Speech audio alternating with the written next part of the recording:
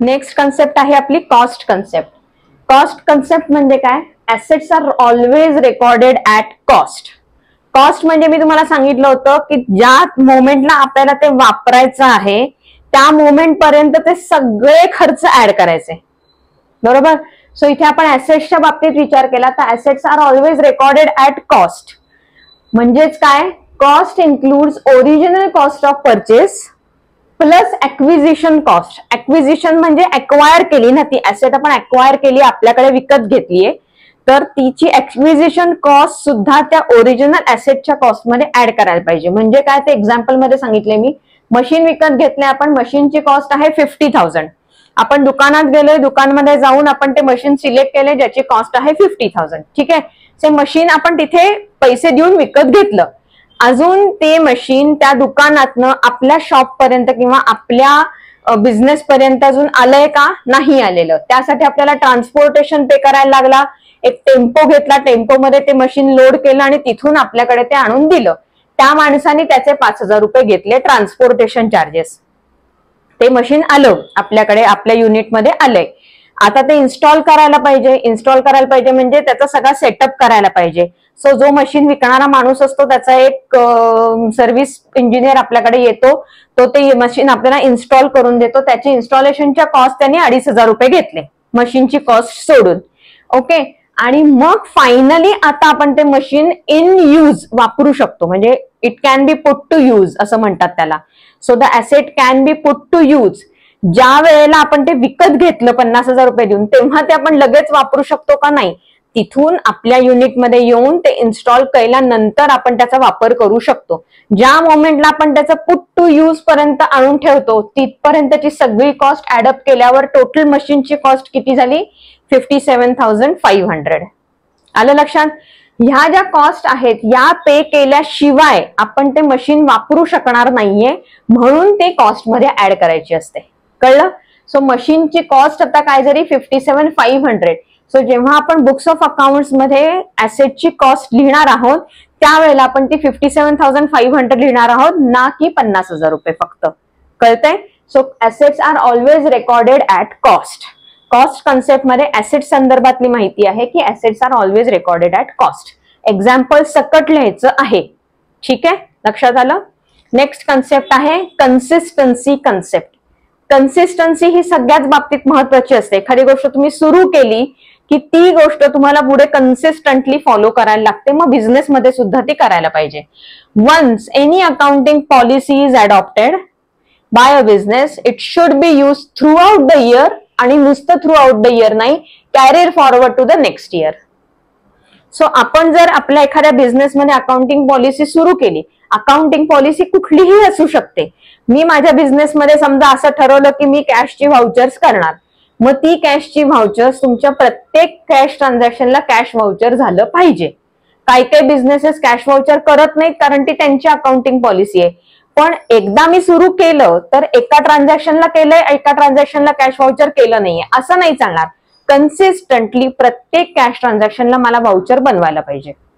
कळतंय? मला म्हणायचंय काय की एकदा तुम्ही एखादी अकाउंटिंग पॉलिसी अडॉप्ट केली एखाद्या बिझनेसमध्ये तर ती थ्रू आउट द इयर तर वापरायचीच आहे तुम्हाला. त्याच्यात नो डाऊट की आता सुरू केलं तर इयर एंड होईपर्यंत मला ती कंपल्सरी वापरायची. नुसतं इयर एंड पर्यंत नाहीये, तीच अकाउंटिंग पॉलिसी मला पुढच्या वर्षीचं जे वर्ष सुरू होणारे अकाउंटिंग इयर तेव्हा सुद्धा ती कॅरी फॉरवर्ड करायची आहे. एक्झाम्पल देते. If cash basis of account writing, मगाशी आपण पाहिलं ना अकाउंटिंग सिस्टीम, कॅश बेसिसची अकाउंटिंग सिस्टीम जर कोणी अडॉप्ट केली असेल तर त्यांनी ती it should be continued for the full year. 6 महिने झाल्यावर मला असं वाटलं की नाही, मला कॅश बेसिस नीट सुटेबल होत नाहीये, मी क्रेडिट बेसिसला किंवा ऍक्च्युअल बेसिसला शिफ्ट होतो, असं नाही चालणार. जसं मी मगाशी एक्झाम्पल दिलं, मॅन्युफॅक्चररला वाटलं नाही मी कॅश बेसिस सुरू करतो, 6 महिने झाला तो म्हणला नाही बाबा हे होत नाहीये, ऍक्युरेट बेसिसला शिफ्ट होऊ, नाही चालणार. त्यांनी पूर्ण वर्ष संपवायला पाहिजे आणि मग त्यांनी ऍक्युरेट बेसिसला शिफ्ट व्हायला पाहिजे. कळलं? So through out the year तुम्हाला एकदा अकाउंटिंग पॉलिसी सुरू केली की ती कन्सिस्टंटली वापरायची. अजून एक एक्झाम्पल देते. If written down value method is adopted for the depreciation of the asset.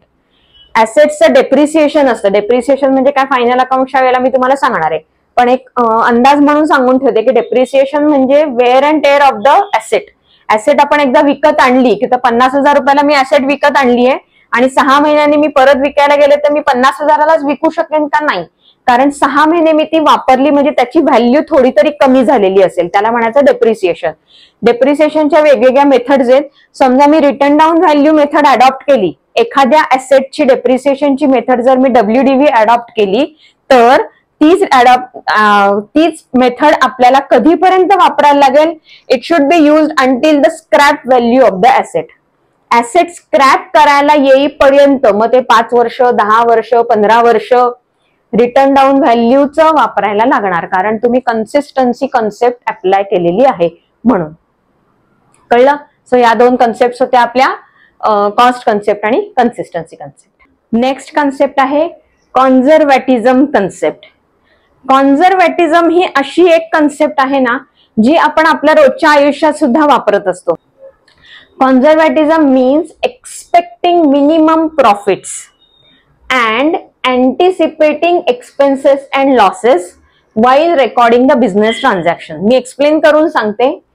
कॉन्झर्व्हेटिझम means expecting minimum profit. आपल्याला बिझनेस करताना प्रॉफिट तर हवंच आहे, पण आपण जास्तीत जास्त प्रॉफिट मिळवण्याच्या नादात आपण असं करतो की हा खर्च दाखवायलाच नको, किंवा हा खर्च झाला तर ठीक आहे पर्सनल मधनं करू, असं करायचं नाहीये. आपण काय करायचंय, आपला जो प्रॉफिट झालेला आहे तो मिनिमम झाला तरी चालेल. प्रॉफिट व्हायलाच पाहिजे, पण तो मिनिमम प्रॉफिट झाला तरी चालणार आहे. पण त्याकरता लागणारे सगळे जे एक्सपेन्सेस आहेत ते आधीच अँटिसिपेट करून ठेवायचे की हाही खर्च होऊ शकतो, हाही खर्च होऊ शकतो. मग तो कुठून जाणार आहे? आपल्या प्रॉफिट मार्जिन मधनं तो जाणार आहे. सो प्रॉफिट मार्जिन कमी होणार आहे हे अज्युम आधीच करायचं. कसं? एक्सपेन्सेस अँटिसिपेट करून. एक्सपेन्सेस अँटिसिपेट केल्यानंतरच प्रॉफिट कमी होणार आहे, कारण प्रॉफिट म्हणजे काय आहे? Income minus expenses. बरोबर आहे की नाही? इन्कम मायनस एक्सपेन्सेस म्हणजे तुमचं प्रॉफिट.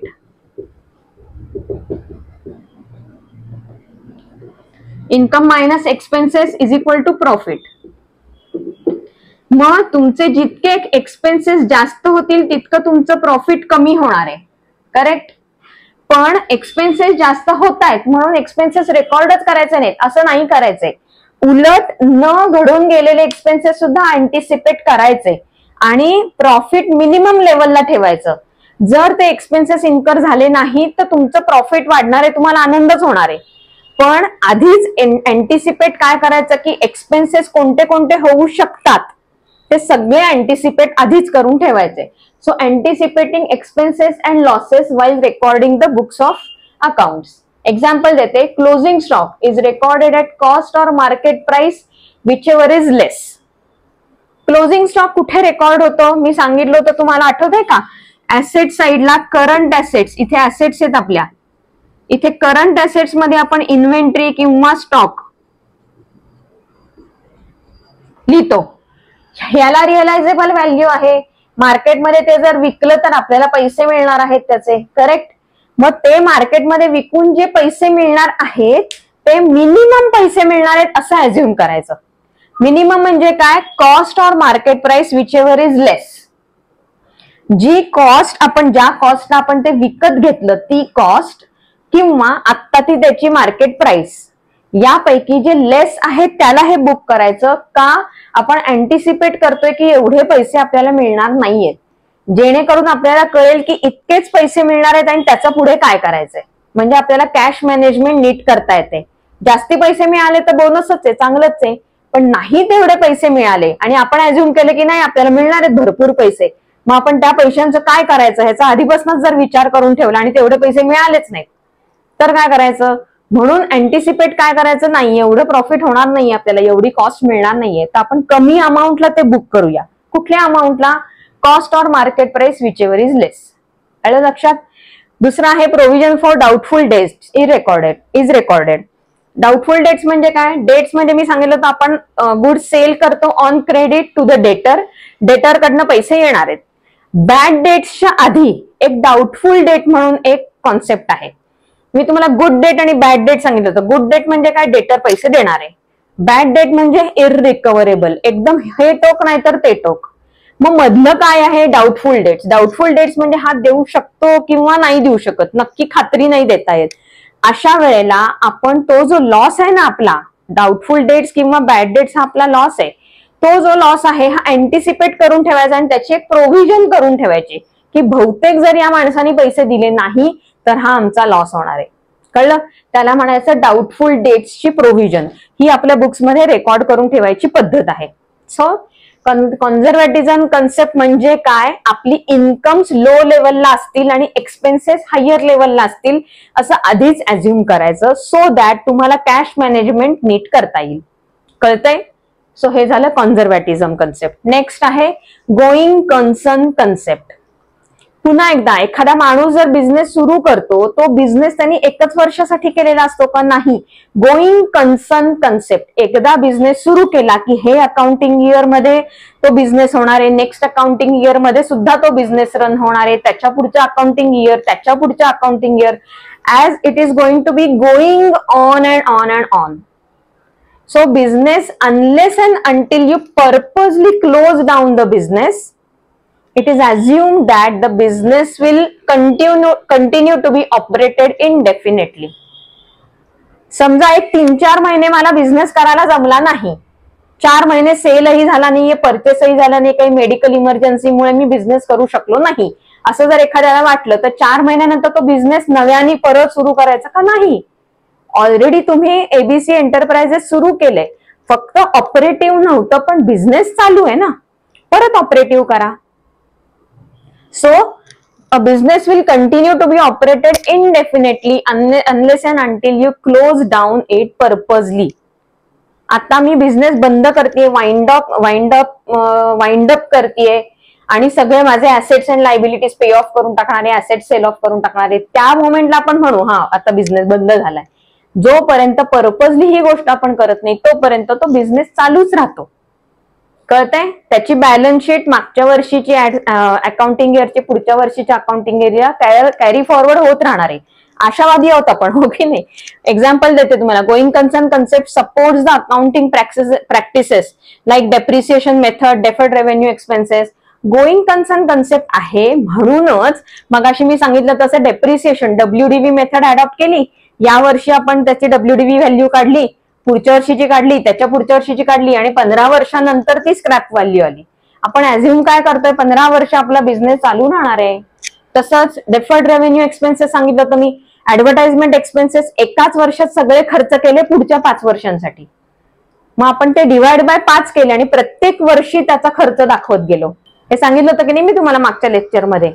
म्हणजेच डिफर्ड रेव्हेन्यू एक्सपेंडिचरला आपण काय एक्सपेक्ट करतोय की नेक्स्ट इयर, त्याच्या नेक्स्ट इयर मध्ये आपला बिझनेस रन होत राहणार आहे. So it is a going concern concept unless and until it is purposely close down. Non operative असला तरी तो परत ऑपरेटिव्ह करता येऊ शकतो, पण बिझनेस बंद होत नाही. कळलंय? So this is called as going concern concept. आपली पुढची कन्सेप्ट आहे रिअलायझेशन कन्सेप्ट. रिअलायझेशन म्हणजे काय? मी मगाशी तुम्हाला सांगितलं तसं जेव्हा इव्हेंट होतो, that is the moment when the actual income or expenses is realised, though it is received or not. Incomes and expenses are recognized only when they are realized. Realized म्हणजे event has occurred. They are recorded only when they are earned or received. मी एक example देते. समोरचा buyer माझ्याकडे आलाय, तो माझ्याकडे येऊन चौकशी करतोय फक्त की तुम्ही काय काय प्रॉडक्ट बनवता, तुम्ही कोणत्या कोणत्या प्रकारच्या सर्व्हिसेस देता. हा ठीक आहे, मग माझा असं विचार आहे की मी ही ऑर्डर तुम्हाला देईन असं मला वाटतंय, पण ऍक्च्युली त्याची ऑर्डर आली आहे का, आपण ऍक्च्युली ते त्याला सप्लाय केलंय का नाही. तो असं म्हटला म्हणून मी बुक्स ऑफ अकाउंट्स मध्ये एंट्री करणार की हा याच्याकडनं मला 50ची ऑर्डर आली आणि मी ती सप्लाय केली नाही. जोपर्यंत ते ऍक्च्युली घडत नाही, त्याचा इव्हेंट ऑकर होत नाही, तोपर्यंत त्याचं रेकॉर्डिंग करायचं नाहीये. So when they are earned or received then and then only you will make an entry. Sales revenues are recognized when the goods are sold irrespective of cash received or not. Event घडला पाहिजे. Goods are sold. Example देते. Business gets an order of the goods of worth ₹5,000 in the month of June 2022. Goods कधी supply केले? December 22. जून पासून डिसेंबर पर्यंत manufacture करण्यात वेळ गेलाय. गुड्स सप्लाय केले डिसेंबर 22. पेमेंट रिसिव्ह झाले फेब्रुवारी 23. ह्या 3 इव्हेंट्स पैकी रिअलायझेशन कधी झालं सांगा बरं मला. करेक्ट, रिअलायझेशन झालंय जेव्हा गुड्स सप्लाय केलेत तेव्हा. मग इथे रिअलायझेशन झालं तर इथे आपण बुक्स ऑफ अकाउंट मध्ये एंट्री करणार आहोत. काय एंट्री करणार? Goods are supplied and the amount is receivable from the debtor which is received in the month of February 23. कळलंय? सो रिअलायझेशन म्हणजे काय? Only when the incomes and expenses are realise then and then only they are recorded in the books. Imaginary सगळ्या गोष्टी record नाही करायच्या. कळतंय? ही झाली realisation concept. Next आहे ऍक्रुअल कन्सेप्ट. ऍक्रुअल आणि realization they go hand in hand. कसं ते सांगते. Income is recorded when it is accrued or earned. Income is recorded when it is accrued. Accrue झालं की नाही, रिसिवेबल झालं, अर्न झालं, रिअलाइज झालं. आता ते पुढे कधी येईल ते माहित नाही, पण ते येणं आहे हे आपण, रिसिवेबल आहे हे आपण सांगितलं. So it is receivable, accrued, though not received. Expenses are recorded when they are incurred, though not paid. Expenses are incurred, मी गुड्स परचेस केलेत ऑन क्रेडिट. एक्सपेंडिचर झाला ना माझा, गुड्स घेऊन आले मी, माझा बिझनेस सुरू झाला, काम चालू झालंय त्याच्यावरती. Though they are not paid but expenses are recorded. परत एकदा तेच की अशाच पद्धतीने तुम्ही विचार करायचा. रिअलाइज झालं का? ऍक्च्युअली ते आपण विकत आणलेत का? मटेरियल फिजिकली आपल्या हातात आलंय का? हो आलंय. मग ते एक्सपेन्सेस रेकॉर्ड करायचे कारण ते रिअलाइज झाले, इव्हेंट अकर झाला म्हणून. All incomes and expenses are considered irrespective of whether ते are actually paid or received or not. Receive झाले का पैसे किंवा पे झालेत का ते न बघता इव्हेंट अकर झाला आहे का, एक्सपेन्सेस इन्कर झाले आहेत का, किंवा इन्कम्स ऍक्र्यू झालेली आहेत का, त्याची एंट्री करून टाकायची. सॅलरी पेएबल आहे, तो माणूस आपल्याकडे महिनाभर काम करतोय ना, आपण त्याला सॅलरी पेएबल आहोत, ती इन्कर झालीये, एक्सपेंडिचर ऑलरेडी इन्कर झालाय, म्हणूनच तो सॅलरी पेएबल म्हणून एंट्री करायची. आपल्याला 2 महिने सॅलरी नाही द्यायला जमली, 2 महिन्यांनी दिलीये, पण सॅलरी पेएबल आहे हे लिहून ठेवायचं, त्याची एंट्री करून ठेवायची. So all incomes are recorded and expenses are recorded irrespective whether they are actually paid, received or not. Example है, a fixed deposit for rupees 50,000 is kept with the bank with rate of interest is 10% for 3 years. 50,000 रुपयाची FD आहे. आता ते पैसे 3 वर्षानंतर mature होऊन आपल्याला एकदम 3 वर्षांचे जे ऍक्र्यू झालेले पैसे आहेत ते मिळणार आहेत. बरोबर आहे. सो ह्याचे 3 अकाउंटिंग इयर्स गेली की नाही. फर्स्ट अकाउंटिंग इयर जेव्हा तुम्ही नवीन फिक्स डिपॉझिट केले, second accounting year, third accounting year मध्ये ते पैसे तुम्हाला परत मिळणार आहेत. 3 वर्षाची FD आहे. Correct. So every year the accrued interest will be calculated though it is not yet received. It will be recorded in the books. प्रत्येक वर्षाच्या शेवटी 50,000चे 10%, 5,000 रुपये इंटरेस्ट रिसिव्ड आहे अशी एक एंट्री करायची. परत पुढच्या वर्षी accrued interest for the year, accounting year. परत पुढच्या वर्षी accrued interest for the accounting year. आणि मग हे 3 इंटरेस्ट एकत्र करायचे, टोटल करायची प्लस 50,000. असं बँक तुम्हाला पैसे रिटर्न देणार आहे. बरोबर आहे, विथ इंटरेस्ट. करेक्ट. पण आपण एंट्री करताना थर्ड इयर मध्ये एकदम 3 वर्षाचा इंटरेस्ट घ्यायचा का? नाही. प्रत्येक वर्षी वेगवेगळी इंटरेस्टची एंट्री करायची, because it is accrued, it is earned. आपल्याला ते पैसे अर्न झालेले पण मिळाले नाहीयेत अजून. कळते? सो ऍक्रुअल कन्सेप्ट आणि रिअलायझेशन कन्सेप्ट थोडीशी हँड इन हँड जाणारीच आहे, पण थोडासा फरक आहे की इन्कम आणि एक्सपेन्सेस अर्न झाले आणि इन्कर झाले की एंट्री करून टाकायची. कळतंय? सो या 2 कन्सेप्ट आहेत, रिअलायझेशन कन्सेप्ट आणि ऍक्रुअल कन्सेप्ट.